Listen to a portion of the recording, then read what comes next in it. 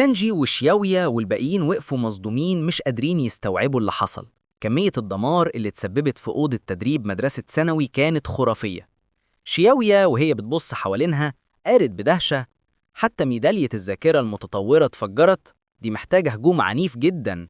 وبعدين تساءلت: هو في حد في مدرستنا أو في مدينة جانج تشانجن ممكن يكون بالقوة دي؟ صاحبها الولد اللي شعره بني رص راسه وقال وهو بيلمس أطراف الحفرة: مستحيل. الطاقة اللي باقية هنا عنيفة جدا على إنها تكون لطالب ثانوي، ده أكيد مستخدم قدرة من المستوى التاني دخل الدور ده بالغلط. واحد تاني من صحابهم وافقوا وقال: حتى العباقرة اللي في العاصمة ما يقدروش يعملوا كده، مستحيل حد بالقوة دي يكون في مدينتنا الصغيرة. بس شياريا كان عندها رأي تاني، قالت بحماس: استنوا، الشخص الوحيد اللي شفناه قريب من هنا كان شو جينج مينج، ممكن يكون عبقري مخفي. صحابها انفجروا ضحك، وواحد فيهم قال لها: انت شكلك بتقري روايات خيال كتير قوي. وواحد تاني قال: شو جينج مينج ده مصنف فئة ايه، يعني اقصى حاجة ممكن يعملها ضربة قوتها 300 بالكاد. وبعدين الولد اللي بيتكلم قال احتمال تاني: اللي عمل الدمار ده اكيد غادر من الممر التاني. وبص على تانجي اللي كانت ساكتة وقال لها: انتي رأيك ايه؟ تانجي ردت بهدوء: يمكن. وتقدمت بخطوات بطيئة وهي بتفحص الحيطة المكسرة، ولمست الأثر اللي في الجدار. العلامات كانت شبه آثار رمح طويل. وفجأة صورة ابن عمها اللي دايما معاه رمحه لمعت في دماغها. بدأ الشك يملاها وسألت نفسها: يا ترى شو جينج مينج دخوله امتحان فنون القتال ده ثقة بنفسه، ولا هو فعلا أقوى مما باين؟ اليوم اللي بعده الجو كان صافي، والكل متجمع عند المكان اللي هيتعمل فيه امتحان فنون القتال. باصات كتير وقفت قدام مكان ضخم ومتحصن، ونزل منها طلبة شايلين أسلحة مختلفة. من بينهم كان شو جينج مينج ماشي واثق بنفسه، رمحه على كتفه ونظراته ثابتة. الطلبة اتقنعوا عند سور عالي بيبصوا على ساحة الامتحان بخوف وإعجاب. واحد قال متوتر: الاختبارات اللي فاتت كان فيها وحوش أضعف من كده بكتير. والكل اتفق إن امتحان السنة دي هيبقى صعب جدا. فجأة صوت متعالي وسط الزحمة قال بسخرية: ايه الخوف ده؟ اللي مش قادر يهزم وحش وحيد القرن ملوش لازمة. الكل اتفاجئ وبصوا على ولد شعره طويل وشايل سيف كبير. صاحب شو جاو لي سأل: هو مين المتعجرف ده؟ شو بص في بطاقته وقال: ده جو مينج يانج. ليو وضح له: ده عبقري معروف، قدر يوصل لفئة بيه وبقى مستخدم قدرة من المستوى الأول، وده نادر جدا في السن ده.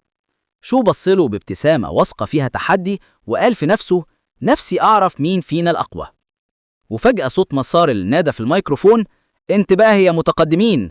وظهر راجل عنده ندبة في وشه لابس لبس عسكري، وقال إنه القائد وونج هاي يانج المسؤول عن الامتحان.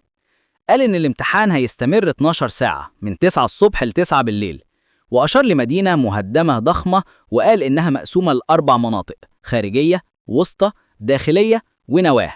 وشرح إن كل ما الوحش أقوى النقط اللي هتاخدها أكتر.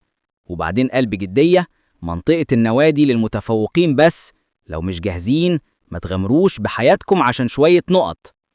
شو كان بيسمع الكلام وهو سرحان، فاكر إنه قبل ما يقوى كان بالكاد يقدر يدخل المنطقة الخارجية، لكن دلوقتي بعد ما قدراته زادت حس بقوة وثقة تخليه مستعد يخترق الدايرة الداخلية ويمكن كمان يوصل للنواة. وبعد الإعلان الطلبة راحوا يستلموا أدواتهم من المدرسين. شو استلم شنطة فيها ساعة ذكية لحساب النقط، ووجبات طاقة، ومية، وعدة إسعافات، وكرة أمان بتعمل شبكة كهرباء عالية عشان تبعد الوحوش. مدرسه تشان فان وهو بيديله الشنطة قال له: افتكر يا شو، حياتك أهم من أي نتيجة. لو احتجت تستخدم كرة الأمان استخدمها، حتى لو ده معناه إنك هتخرج من الامتحان. شو ابتسم وقال له: شكرا يا أستاذ. وفجأة سمع صوت بينادي عليه: شو جينج مينج. التفت ولقى زميلته لين تشينج جاياله بسرعة. قالت له بلطف: تعال انضم لفريقنا. وكان معاها رئيس الفصل ليو تشين مستخدم فئة سي، وقال له: ما تقلقش أنا هحميك جوه.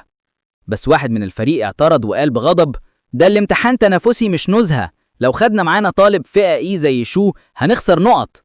وواحد تاني وافق وقال: احنا كده بنغير الخطة كلها.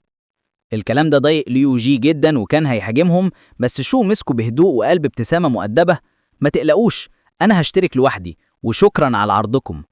لين تشينج حاولت تقنعه تاني لكنه أصر وقال: أنا جاهز أواجه الامتحان بنفسي.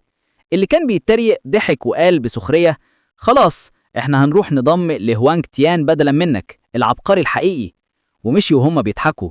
شو بص وراهم وهو مبتسم بثقة وقال في نفسه: ما تقلقوش، النتيجة هتتكلم عن نفسها. وفجأة صوت المذيع أعلن: الامتحان بدأ رسمياً. وطارت طيارات الدرون فوقهم. البث المباشر بدأ.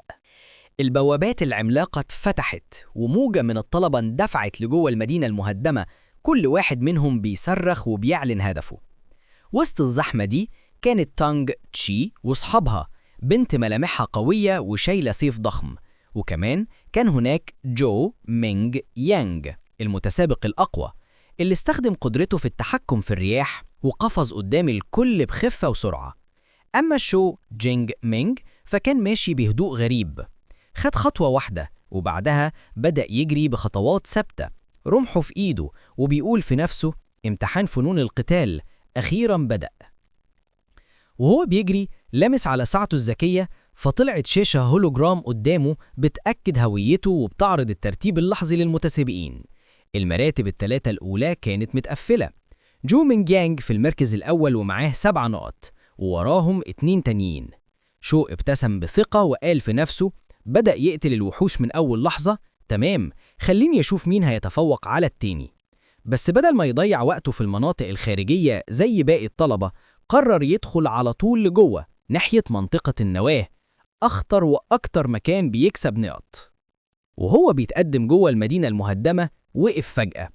قدامه كان في مشهد مرعب: جثة طالب واقع في بركة دم، وجنبه كرة الأمان الخضراء لسه سليمة ما استخدمهاش حتى.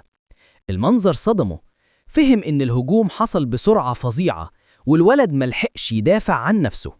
وقتها حس فعلا بمعنى كلام القائد والمدرس، قال لنفسه: لو ما كنتش خدت قدرة الفئة اس امبارح كنت ممكن أبقى مكانه دلوقتي. نزل على ركبته وبهدوء استخدم ساعة الطالب عشان يبلغ عن الجثة. وبعدين قال لنفسه: الفرص الكبيرة دايما معاها مخاطر، واللي مش مستعد يدفع تمنها ما يستحقهاش. وفجأة سمع صوت جاي من قريب، من ورا حطام مبنى. خرجت كف ضخمة بمخالب لامعة، وبعد لحظة ظهر الوحش اللي هي قطة الظل بعيون بنفسجية بتلمع في الضلمة. شو على طول فهم الفخ. الوحوش سابت الجثة كطعم، وقبل ما يلحق يفكر الوحش انقض عليه بسرعة خرافية. لكن شو ما تحركش، كان هادي تماماً، عينه ثابتة على الوحش اللي بيهجم عليه بكل قوته. وفي لحظة شو لف جسمه بخفة وتفادى الضربة، خلى الوحش يعدي من جنبه زي السهم. القطة وقفت تاني على رجليها، زمت بصوت مرعب بتبين إنها مش مسحة. دي مش أي وحش، دي قاتلة المبتدئين، سريعة حادة وضربتها كفيلة شق الحديد. شو فكر في نفسه: الوحوش دي عندها هالة خوف بتشل الناس. معظم اللي لسه متحولين أول مرة بيواجهوهم ما بيقدروش يستخدموا حتى 30% من قوتهم. افتكر إزاي الأغنياء بيدفعوا للحراس عشان يدربوا أولادهم على مقاومة الهالة دي من صغرهم، وهو عمره ما كان عنده فرصة زي دي. بس دلوقتي هو جاهز. الوحش هجمه تاني، بقه مفتوح وبيزقر. شو ثبت مكانه، مسك الرمح في إيده بإحكام، وفجأة شرارات بنفسجية من البرق بدأت تتراقص حوالين رمحه. بضربة واحدة سريعة ودقيقة طعن الوحش في دماغه، والرمح اخترق جمجمته في لحظة. الوحش وقع ميت. شو بص عليه بنظرة هادية وقال في نفسه: هالة الخوف دي ما أثرتش فيا خالص. شاشة ساعته نورت برسالة: تم القضاء على وحش غير مصنف، قطة الظل، نقط القدرة +3. قرأ الملاحظة اللي تحت: الوحوش بتتصنف من الرتبة 1 ل9، وتحتهم بيكونوا غير مصنفين زي البشر اللي لسه في المرحلة الأولى. بص على الخريطة وقال في نفسه: 3 نقط بس، لا كده ضياع وقت. قرر يدخل أعمق ناحية المنطقة المركزية. وهو بيتقدم كان بيقتل الوحوش زي ما يكون ماشي في نزهة: قطة ظل، خنازير حديدية، ذئاب رمادية، كل ضربة ب3 ل5 نقط. بس بدأ يلاحظ حاجة: قوته الجديدة بتقتلهم بسرعة جدا لدرجة إنه ما بيتعلمش حاجة من القتال. وفوق كده القدرة دي بتستهلك طاقة بشكل مجنون. مش زي قدرته القديمة اللي كانت بتدوم للساعات. دلوقتي لو استخدم قوته الكاملة بالكاد هتستمر ساعة. ففكر وقال الامتحان 12 ساعة، لو فضلت كده هخلص طاقتي بدري. واتخذ قرار، من دلوقتي هحارب بس باستخدام تقنيات الرمح، أتعلم وأوفر طاقتي. بس أول ما قرر كده الأرض اتهزت. وحش ضخم جدا ماشي على رجلين برأس وحيد القرن الضخم ظهر قدامه. وحش وحيد القرن البشري، صاحب صوت يهز المدينة، واندفع نحوه. شو مهربش، ثبت مكانه. الوحش نطحه وضربته كانت قوية جدا لدرجة طيرته في الهواء، لكن شو استخدم الدفع نفسه، لف في الهواء ونزل على ظهر الوحش وطعن رمحه في دماغه بثبات مميت. الوحش وقع على الأرض، جثة ميتة. شو وقف وهو بيتنفس بهدوء وقال لنفسه بقيت أسرع، حتى الوحوش القوية دي بقت سهلة. فجأة خطر على باله، مش يا ترى تقنيتي بالرمح اتطورت؟